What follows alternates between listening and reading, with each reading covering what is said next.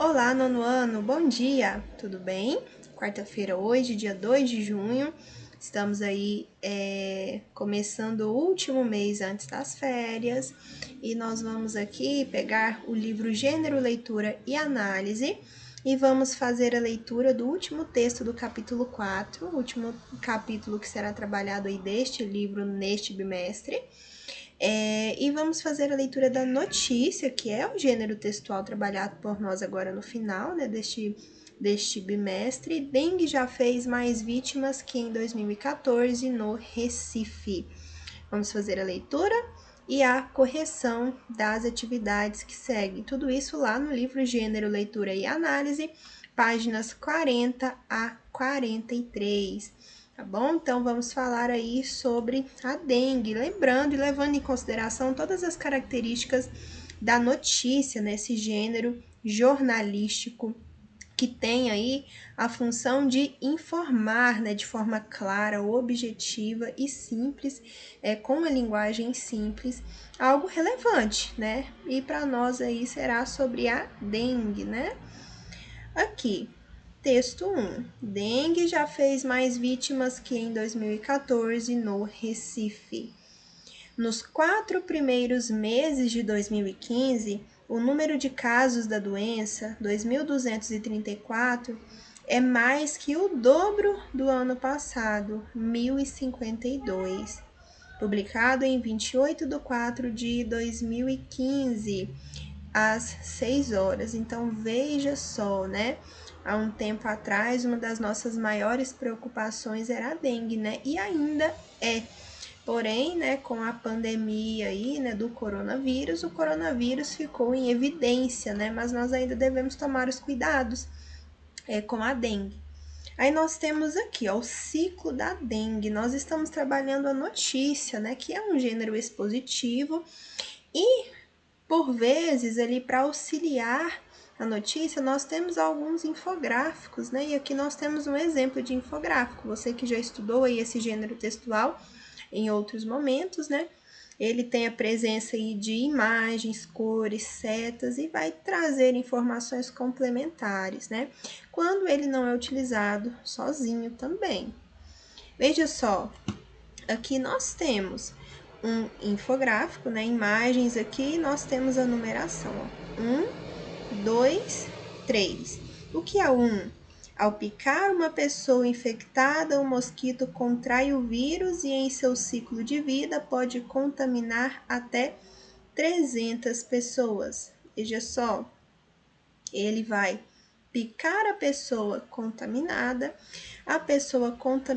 né, passa para o mosquito o vírus agora está no mosquito e ele vai picar outra pessoa, né? Essa pessoa que não está contaminada, assim vai ficar. E ele pode contaminar até 300 pessoas. Veja só, um mosquito tão pequenininho, o estrago que ele faz, né? Aqui nós temos no 2, após atingir a fase adulta, o mosquito da dengue tem cerca de 45 dias de vida. Aí aqui nós temos ó, o ovinho, a larva, e aí nós temos essa fase aqui, o mosquito, e assim por diante. Esse é o ciclo, né, de vida aí do mosquito. E 3. Água parada e limpa é o ambiente ideal para a fêmea do mosquito da dengue, o Aedes aegypti, depositar seus ovos. E não é só água limpa, não, água suja também ela gosta de depositar os ovos lá. Então, por isso que temos que tomar cuidado com o nosso quintal, né? Com água parada, em recipiente, em vasilha de animais, né? Enfim, todas essas informações aí que nós vemos bastante e ouvimos, né? As orientações. E agora aqui a nossa notícia. No Recife, o número de pessoas com sintomas de dengue nas primeiras 16 semanas deste ano praticamente duplicou em comparação a todo o ano de 2014, quando foram notificados 3.745 casos. Até o último dia 25, foi verificado um salto grande, 6.652 pessoas com suspeitas da doença. Os casos confirmados seguem o mesmo cenário, 1.052 em todo o ano de 2014, contra 2.234 nas primeiras 16 semanas deste ano. O bairro da Coab, zona sul da cidade, concentra o maior volume de notificações até agora, com 422 pessoas que apresentaram sintomas de dengue. Em seguida, vem o Ibura, 309, também na Zona Sul, e o Casa Amarela, 285, na Zona Norte. A situação preocupa porque o número de casos notificados está acima do limite máximo esperado para este ano, diz a secretária executiva interina de Vigilância e Saúde do Recife, Denise Oliveira. Segundo o boletim epidemiológico da capital, a marca aceitável para as 15 primeiras semanas deste ano é de até 1.041 casos notificados. O número atual é quase 7 vezes maior. Continuaremos a trabalhar com plantões de combate aos focos de dengue para frear a epidemia, diz Denise Oliveira. Ela avalia que essa inflação diagnóstica da doença ainda é subnotificada, já que muitas pessoas com quadro clínico suspeito de dengue foram consideradas pacientes com virose. Consequentemente, esses casos não foram notificados. Por isso, acredita-se que o volume de pessoas com suspeita de dengue é maior do que existe em registro, acrescenta Denise. Para controlar a investigação dos casos atípicos da doença, a Secretaria Estadual de Saúde recomendou na última semana que os pacientes que chegarem às unidades de saúde com manchas avermelhadas na pele, acompanhadas ou não de febre e outros sintomas, deverão ser notificados como casos suspeitos de dengue, assim como aquelas pessoas com sinais clássicos: febre baixa, manchas vermelhas no corpo, inchaço nas articulações de mãos e pés e fraqueza são os sintomas mais comuns nessa epidemia. Quem apresenta quadro desse tipo deve ir a uma unidade básica de saúde para que seja iniciado o tratamento, com o objetivo de evitar complicações decorrentes da doença. A notificação do caso é obrigatória nos serviços de saúde e ajuda a orientar as ações de campo, a fim de evitar que novos casos ocorram. O trabalho da vigilância ambiental da Secretaria de Saúde do Recife resultou, no último fim de semana, na inspeção de 3.915 imóveis em todos os distritos sanitários da cidade. De março até agora, os agentes de saúde ambiental e controle de endemias já visitaram mais de 32 mil residências durante os mutirões. Inicialmente, os mutirões de fim de semana estavam previstos para terminar no fim de março. Como a epidemia permanece, os plantões continuam em maio. As ações são focadas na prevenção e eliminação dos focos de reprodução do mosquito, diz o gerente de Vigilância Ambiental do Recife, Jurandir Almeida. São realizados tratamento focal onde há larvas do mosquito, bloqueio químico em áreas com alta infestação de mosquitos e busca pelos casos de dengue. Então, veja só, assim como nós ouvimos, bastante aí que o que nós temos aí em nossas mãos, por enquanto, além da vacina contra o coronavírus, a Covid, o SARS-CoV-2, a prevenção, a dengue também é dessa forma, Então, nós temos que prevenir, Cuidar aí dos nossos quintais, enfim. E aí essa notícia vai falando aí a respeito dos casos, isso lá em 2015, mas vocês acham que isso mudou? Que a dengue já sumiu, não existe mais? Lógico que existe. E agora, como nós vamos ver aqui, além da dengue, nós temos o que? Chikungunya, zika, enfim. A chikungunya, a zika, a febre amarela e dengue são doenças transmitidas pela picada do mosquito Aedes aegypti, também conhecido como mosquito da dengue. Com a chegada da época do calor e do período chuvoso, todo cuidado é pouco para não deixar água parada em casa. O pneu que ficou esquecido no quintal, o vaso de planta na varanda, lixos jogados na rua, tampa de garrafa, copos plásticos, etc., ou até mesmo a calha de escorrimento de água no telhado, podem ser locais propícios para a proliferação do mosquito. Para enfrentar este problema, é preciso a união de toda a sociedade para que cada um faça a sua parte. Com o tema Com a Aedes não se brinca, o governo federal lança sua nova campanha de mobilização, controle e enfrentamento ao mosquito Aedes aegypti. Esta nova abordagem quer sensibilizar a população sobre os riscos à saúde causados por essas doenças, bem como mostrar que a prevenção por meio da eliminação de água parada é o melhor caminho para evitar estes agravos. E aí nós temos aqui, né, uma outra imagem aí. Mosquito não. Um simples mosquito pode marcar uma vida. Um simples gesto pode salvar.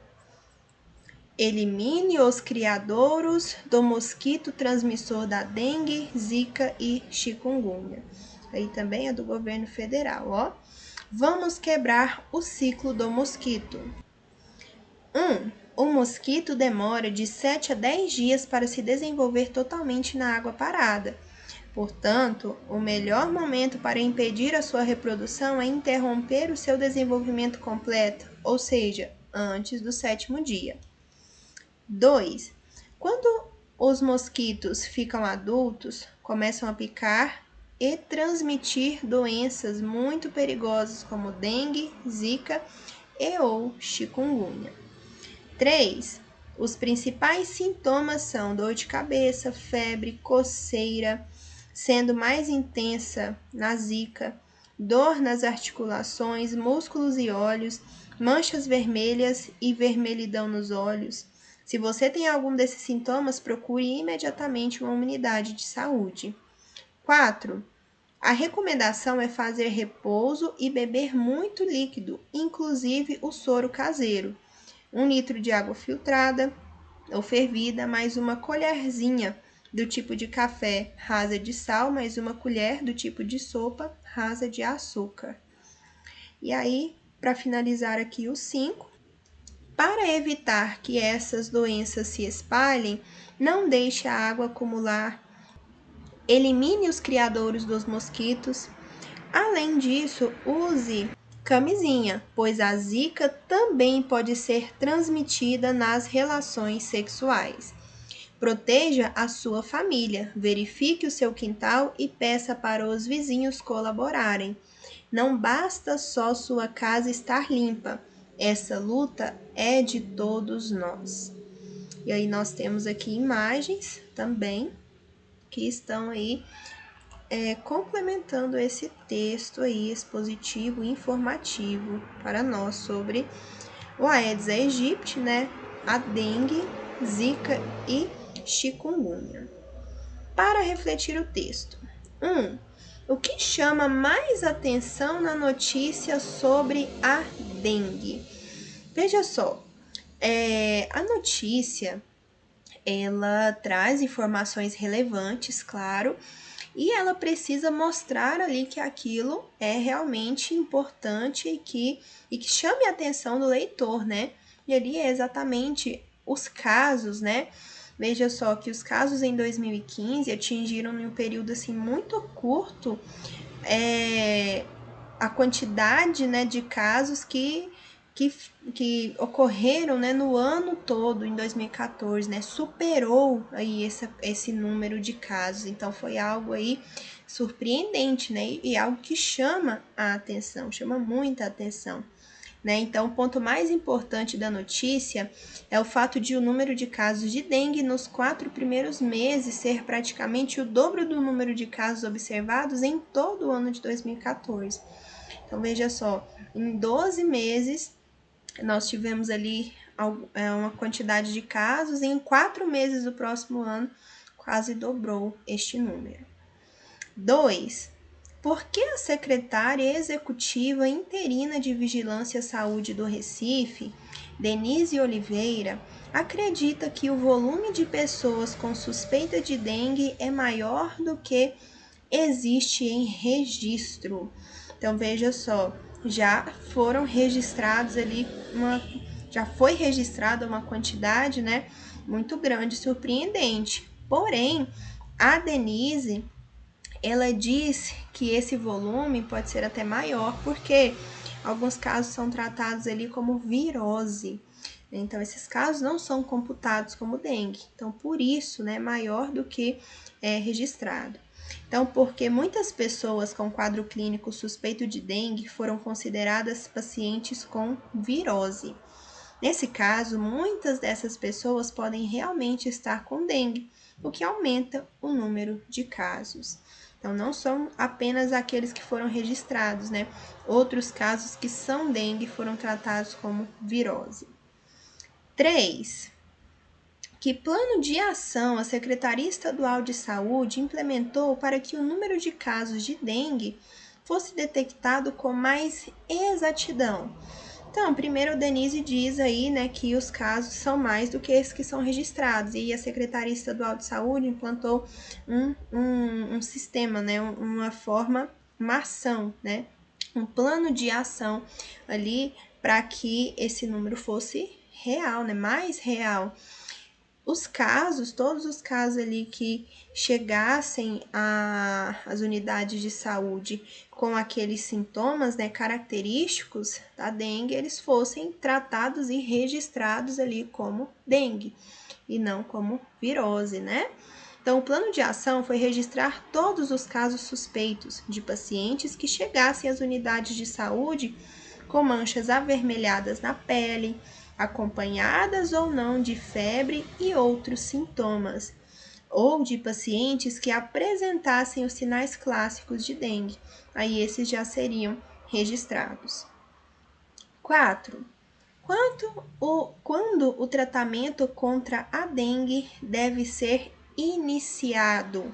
Veja só, o tratamento é quando a pessoa já tem, né, já possui ali a doença, né? Então, o tratamento contra a dengue deve começar quando a pessoa apresenta os sintomas mais comuns da doença, como febre baixa, manchas avermelhadas no corpo, inchaço nas articulações de mãos e pés e fraqueza. Então, assim que esses sintomas aparecerem, é necessário que se inicie o tratamento. 5. Qual é a importância da notificação dos casos de dengue pelas unidades de saúde? A notificação dos casos de dengue ajuda a orientar as ações de campo para que se evitem novos casos da doença. Então, se uma região ali está apresentando vários casos, né, mais do que o esperado, inclusive, de dengue, então algumas ações precisam ser realizadas ali, né, como a visita às residências, às casas, para observar, identificar focos aí da dengue para que seja amenizado. 6. Em sua opinião, o que a população pode fazer para diminuir o número de casos de dengue? Veja só, na sua opinião, o que é que nós podemos fazer, né? O que a população pode fazer? O que você pode fazer ou o que você faz, né? Talvez você já tome aí algumas atitudes, você e sua família, em relação à dengue, né? Observar o quintal uma vez por semana, né? Observar se há focos ali de água, lavar pratinhos de planta, os pratinhos dos animais, né? Que tem água, enfim, e dentre diversas outras ações aí que podem ser realizadas, né? É uma resposta pessoal, né? O livro quer saber aí o que você, né, pode fazer, o que você acha que a população pode fazer para diminuir os casos de dengue. E aí, nós ficamos por aqui com a nossa aula. Hoje nossa aula foi bem curtinha, bem rápida, só para terminarmos aí a correção dessas atividades do livro Gênero, Leitura e Análise. Não deixe de mandar suas atividades para o e-mail maxnayara@yahoo.com Qualquer dúvida, estou disponível no plantão, tá bom? Não deixe de fazer as atividades, não deixe de fazer a revisão. A revisão já foi totalmente corrigida e não deixe de estudar para as avaliações, certo? Elas vão começar dia 12 e vocês vão receber aí todas as orientações, o horário, tá bom? Mas já foi informado lá no grupo pela coordenação que até dia 11 nós temos aí esse prazo de revisão. Então, é o período de você ir estudando aí a sua lista de revisão, tirar suas dúvidas, fazer as atividades que faltam, né? Porque nas atividades nós trabalhamos aí questões que vão cair também na avaliação, né? São os conteúdos trabalhados durante o bimestre, certo? E é isso. Qualquer dúvida, estou disponível no plantão, tá? Até a próxima aula. Tenha um ótimo dia e um ótimo restante de semana.